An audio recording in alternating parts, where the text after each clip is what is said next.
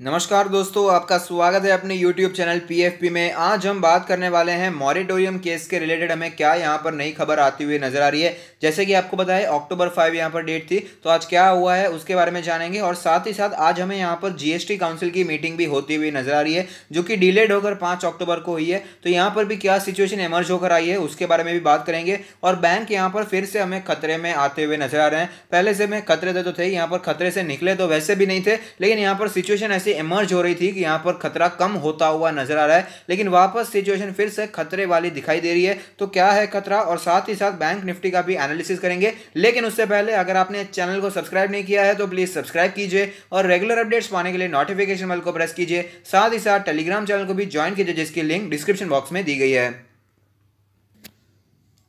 आज already 2 videos upload हो चुके हैं। टीसीएस में आज हमें भारी तेजी देखने को मिल रही है, शेयर में बायबैक होता हुआ नजर आता है। तो क्या करना चाहिए, बाय करें, सेल करें या होल्ड करें, अगर आप ये जानना चाहते हैं तो इस वीडियो को रेफर कर सकते हैं। और साथ ही साथ एक धमाकेदार फार्मा स्टॉक है जो कि हमें नीचे आता हुआ नजर आता है, जिस पर आपको नजर बनाकर रखनी चाहिए। स्ट्रॉन्ग फंडामेंटल्स वाली कंपनी है, यहाँ पर आप इन्वेस्टमेंट करने के बारे में सोच सकते हैं। कौन सा स्टॉक्स है, कैसे फंडामेंटल्स है, कौन से लेवल पर एंट्री लेनी चाहिए, इन सब की डिटेल्स आपको इसी वीडियो में मिल जाएगी। तो इस वीडियो को भी आप रेफर कर सकते हैं।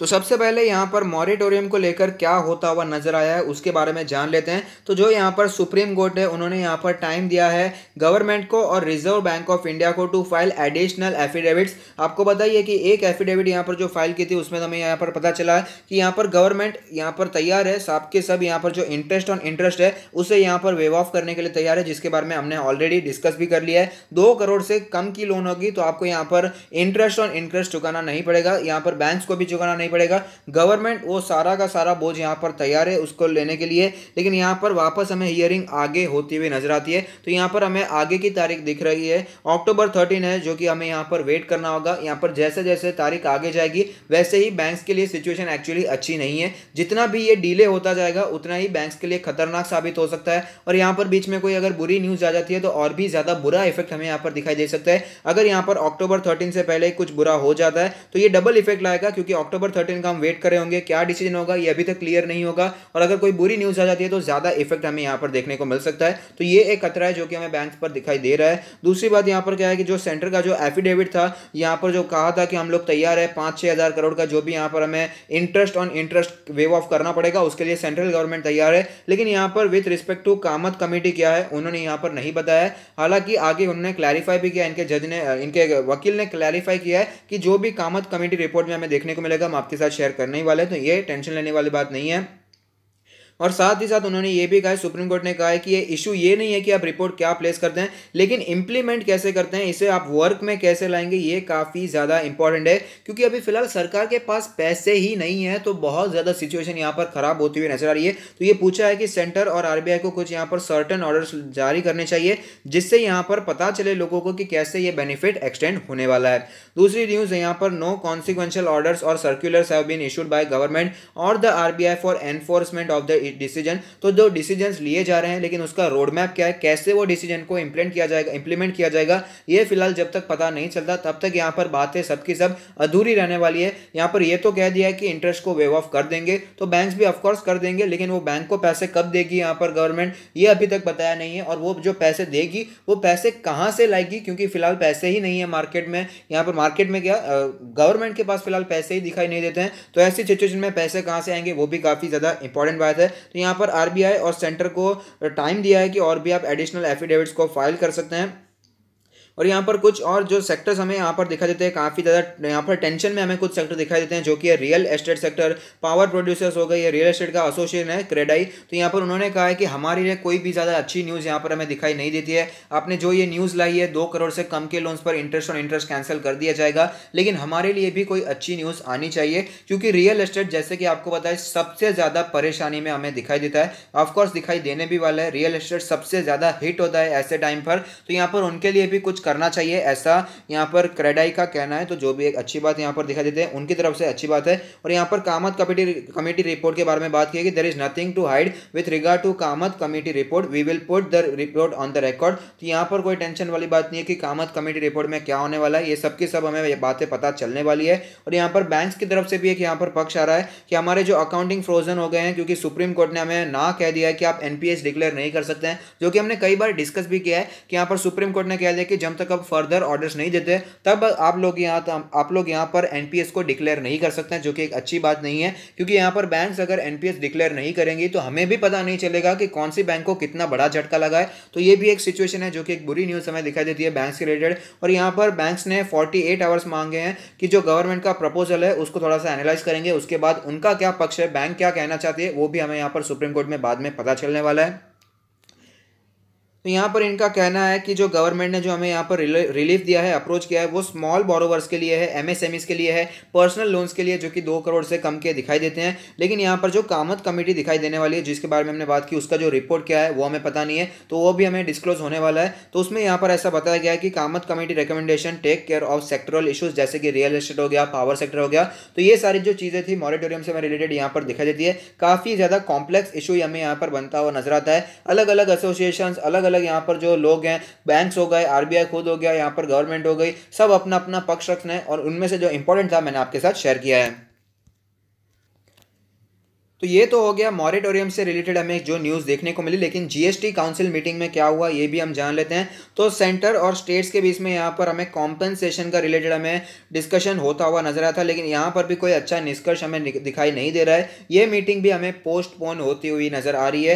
हालांकि ये जो जीएसटी काउंसिल वाला मीटिंग जो मामला होता हुआ नजर आता है वो हमें ज़्यादातर पॉलिटिकल हमें यहाँ पर रिलेटेड दिखाई देगा, जो आपको आगे पता चलने वाला है। तो 12 अक्टूबर को ये हमें आगे जाता हुआ नजर आता है। तो जीएसटी काउंसिल मीटिंग में क्या हुआ ये भी जान लेते हैं। तो 10 स्टेट्स हैं जो कि फुल कॉम्पेंसेशन यहाँ पर डिमांड कर रहे हैं कि सेंट्रल गवर्नमेंट को ये सब बोरो करना चाहिए और उन्हें ही यहाँ पर स्टेट की तरफ से कॉम्पेंसेट करना चाहिए। ये सब क्या चीज़ें हैं वो भी जानते हैं। तो यहाँ पर this year's compensation cess collected amounting to 20,000 crore will be disbursed to the states tonight. Finance minister Nirmala Sitharaman said 24,000 crores of IGST to be released to the states that had received less earlier will be dispersed by the end of next week, the finance minister added। तो यहाँ पर आपको पता है कि कैसी situation देखने को मिल रही है। जीएसटी कलेक्शन काफी कम होता हुआ नजर आता है, टैक्स कलेक्शन ओवरऑल हमें काफी कम होता हुआ यहाँ पर नजर आया है। तो यहाँ पर कॉम्पेंसेशन की सारी बातें हो रही है। तो यहाँ पर आपको एक बात तो पता चल गई कि 20,000 करोड़ जो हमें यहाँ पर ईयर्स का कॉम्पेंसेशन शेयर है वो तो हमें यहाँ पर डिस्पर्स होता हुआ नजर आएगा। लेकिन ये सारी सिचुएशन क्या है उसे भी समझेंगे। तो यहाँ पर जो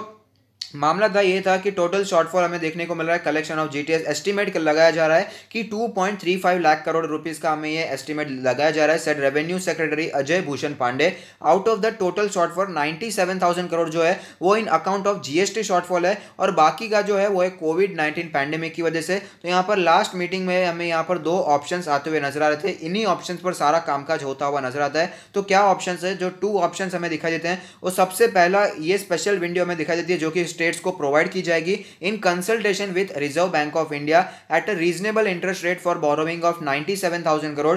the amount can be repaid after 5 years of GST implementation. तो यहां पर 2020 से 5 years की बात नहीं हो रही है, जब जीएसटी इंप्लीमेंट हुआ था वहां से 5 years की बात हो रही है। तो यहां पर एंडिंग 2022 फ्रॉम सेस कलेक्शन। तो यहां पर ओवरऑल बात यह है कि जीएसटी कलेक्शन काफी ज्यादा कम हो चुका है। तो यहाँ पर 97,000 करोड़ के आसपास का, जिसका फिगर हमने ऑलरेडी बात कर ली कि टोटल शॉर्टफॉल जो देखने को मिल रहा है वो 2.35 लाख करोड़ है। लेकिन यहाँ पर जो 97,000 करोड़ है वो है अकाउंट ऑफ जीएसटी शॉर्टफॉल और बाकी का कोविड-19 की वजह से है। तो यहाँ पर जो सेंट्रल गवर्नमेंट है उन्होंने यहाँ पर प्रपोज किया है, यहाँ पर 2 ऑप्शंस रखे हैं कि एक ऑप्शन तो ये है कि आप 97,000 करोड़ से यहाँ पर स्टेट्स को बता रहे हैं, सेंट्रल गवर्नमेंट स्टेट्स को बता रही है कि आप यहाँ पर 97,000 करोड़ आप यहाँ पर बोरो कर सकते हैं आरबीआई से इन कंसल्टेशन विद आरबीआई और उस पर रीजनेबल इंटरेस्ट रेट भी लगेगा, जिसे आप 5 साल के बाद पे कर सकते हैं। और 5 साल अभी से 5 साल की बात नहीं हो रही है, जीएसटी जब इंप्लीमेंट हुआ था उसके बाद के 5 साल यानी कि 2022 में एंड हो जाएगा। तो सेस कलेक्शन हमें यहाँ पर दिखाई देता है, उससे आप यहाँ पर रीपे कर सकते हैं। लेकिन जो सेकंड ऑप्शन हमें दिखाई देता है वो पूरा का पूरा यहाँ पर 2.35 लाख करोड़ को यहाँ पर बोरो करना है अंडर द स्पेशल विंडो। तो 2 ऑप्शन हमें यहाँ पर दिखाई देते हैं और यहाँ पर थोड़ा सा हमें झगड़ा दिखाई दे रहा है। हम कह सकते हैं कि जो सेंट्रल गवर्नमेंट बीजेपी रूल्ड हमें गवर्नमेंट दिखाई देते हैं, तो जो भी 21 स्टेट्स हमें दिखाई देते हैं जो कि रूल्ड है बाय बीजेपी, तो ये सारे लोग तो मान चुके हैं कि जो फर्स्ट ऑप्शन है 97,000 करोड़ को बोरो करना, उसी में यहाँ पर खुश हमें दिखाई देते हैं। लेकिन जो अपोजिशन पार्टीज हमें दिखाई देती है उनका कहना है कि ऐसा नहीं होना चाहिए, कुछ और हमें यहाँ पर मैकेनिज्म आना चाहिए, या फिर यहाँ पर जो सेंट्रल गवर्नमेंट है वो खुद हमारी तरफ से बोरो करेगी और हमें ये कॉम्पनसेट करेगी। तो यहाँ पर दो चीज़ें समझ लीजिए, यहाँ पर ज़्यादातर पॉलिटिकल चीज़ें हमें यहाँ पर होती हुई नजर आ रही है। एक चीज़ तो ये है कि यहाँ पर जो शॉर्टफॉल है उसमें एक ऑप्शन तो ये है कि गवर्नमेंट यहाँ पर स्टेट्स को देंगी पैसे और वहाँ पर स्टेट्स को वो बोझ लेना पड़ेगा और वापस चुकाना भी पड़ेगा। लेकिन जो यहाँ पर अपोजिशन पार्टीज वाले हमें स्टेट्स दिखा देते हैं, जैसे कि वेस्ट बंगाल है, पंजाब है, केरल है, तो उन्होंने इस ऑप्शन को एक्सेप्ट नहीं किया है। उनका कहना है कि यहाँ पर सेंट्रल गवर्नमेंट को हमारी तरफ से कॉम्पनसेट करना पड़ेगा, हम यहाँ पर बोझ नहीं उठाने वाले हैं, सेंट्रल गवर्नमेंट को हमारी तरफ से बोझ उठाना पड़ेगा। तो ये सारी सिचुएशन हमें मॉरेटोरियम और जीएसटी काउंसिल मीटिंग में देखने को मिली थी। यहाँ पर इशू थोड़ा सा कॉम्प्लेक्स होता हुआ नजर आ रहा है, लेकिन जितना भी हो सके उतने ईजी भाषा में मैंने आपको समझाने की कोशिश की है। तो अब चलते हैं बैंक निफ्टी के चार्ट्स पर, वहाँ पर कैसी सिचुएशन बनी हुई है उसके बारे में भी बात कर लेते हैं।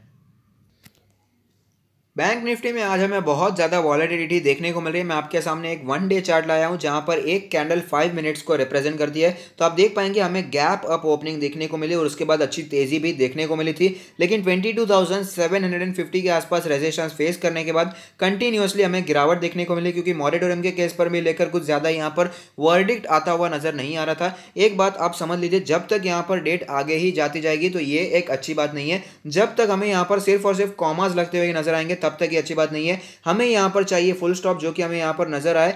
फुल स्टॉप आना चाहिए। सुप्रीम कोर्ट का वर्डिक्ट क्या आता है वो काफी ज्यादा इंपॉर्टेंट है। जब तक यहां पर एजीआर का मामला आगे जाता हुआ नजर आता था तब तक यहां पर सिचुएशन क्लियर नहीं थी, लेकिन जब यहां पर फुल स्टॉप लग गया कि 10 साल मिलेंगे, उतना रखना है तो रखो, बाकी आपको जो करना है वो कीजिए, तो यहां पर 10 साल मिल गए, तो ये एक वर्डिक्ट था जिसके बाद सिचुएशन सारी क्लियर होती हुई नजर आई थी। तो यहां पर अभी भी मॉरेटोरियम केस को लेकर सिर्फ और सिर्फ कॉमास देखने को मिल रहे हैं, हियरिंग आगे ही बढ़ती जा रही है। तो यहां पर फुल स्टॉप जब आएगा तब यहां पर सारी सिचुएशन हमें क्लियर होती हुई नजर आएगी। तो जब तक ये सिचुएशन क्लियर नहीं होती तब तक ऑफ कोर्स वॉलेटिलिटी हमें देखने को मिलने वाली है। और आप देखिए आज की जो कैंडल हमें बनती हुई नजर आ रही है, काफी ज्यादा बियरिश कैंडल देखने को मिल रही है। पिछले कुछ दिनों से काफी ज्यादा तेजी हमें यहाँ पर देखने को मिल रही थी, क्योंकि काफी ज्यादा गिरावट देखने को मिली थी, तो ऑफकोर्स थोड़ी सी तेजी भी आती है। अगर यहाँ पर बहुत बहुत ज्यादा गिरावट देखने को मिलती है, थोड़ा सा technical correction, technical bounce back हमें यहाँ पर देखने को मिल ही जाता है। आज की जो कैंडल हमें बनती हुई नजर आती है, आप देख पाएंगे ओपनिंग हुई, उसके बाद बहुत ज्यादा तेजी देखने को मिली, लेकिन ये सारी की सारी तेजी गायब हो गई थी और ओपनिंग से जस्ट ऊपर ही हमें यहाँ पर क्लोजिंग देखने को मिली। तो यहाँ पर जो बियर मूवमेंट था, जो बियरिश यहाँ पर हमें सिग्नल्स काफी ज्यादा दिखाई दे रहे हैं, जो बियर्स थे काफी ज्यादा हावी हो चुके थे बुल्स पर, काफी ज्यादा बियरिश मोमेंटम हमें यहाँ पर बनता हुआ नजर आ रहा है। तो ऐसी सिचुएशन में जैसे मैं हर टाइम कहता आया हूँ कि फंडामेंटली स्ट्रॉन्ग बैंक्स में रहिए तो ही बेहतर रहेगा। अगर आप फंडामेंटली वीक बैंक्स में रहेंगे तो आपको बहुत ही ज्यादा वॉलेटिलिटी सहन करनी पड़ेगी और यहाँ पर लॉन्ग टर्म के आपके जो गेन्स है उसमें भी काफी ज्यादा इफेक्ट पड़ता हुआ नजर आ सकता है, क्योंकि करंट सिचुएशन एकदम कोई नॉर्मल फाइनेंशियल क्राइसिस नहीं है, यहाँ पर हेल्थ क्राइसिस भी हमें दिखाई देता है। इन सब से तो आप ये सारी चीजों से आप भी काफी ज्यादा यहाँ पर वाकिफ हो चुके हैं, तो यहाँ पर इसके बारे में ज़्यादा मैं आपको बात नहीं करने वाला, लेकिन संभल कर रहिएगा। यहाँ पर अपनी हेल्थ का भी ध्यान रखिए और साथ ही साथ अपनी जो फाइनेंशियल वेल्थ है उसे भी संभल कर रखिएगा और सोच समझ कर इन्वेस्ट कीजिएगा। और अगर आप अपना पोर्टफोलियो हमसे रिव्यू करवाना चाहते हैं तो उसका लिंक भी हमने डिस्क्रिप्शन बॉक्स में दे दिया है। तो अगर आपको ये वीडियो पसंद आता है तो लाइक कीजिए, शेयर कीजिए, कमेंट कीजिए, सब्सक्राइब कीजिए और मुझे मोटिवेट कीजिए। Thank you, stay happy, happy investing.